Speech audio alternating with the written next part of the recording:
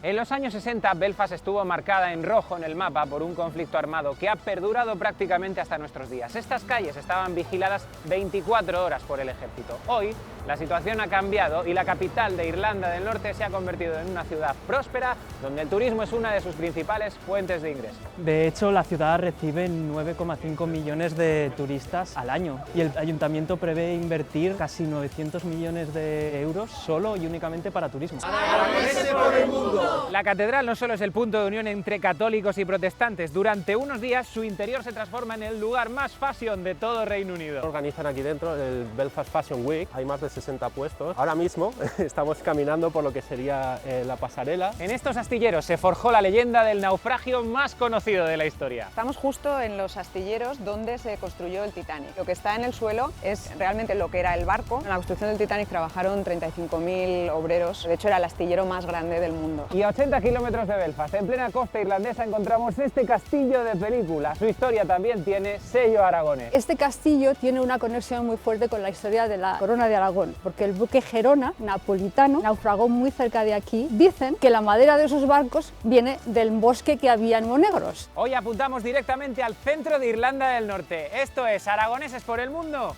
en Belfast.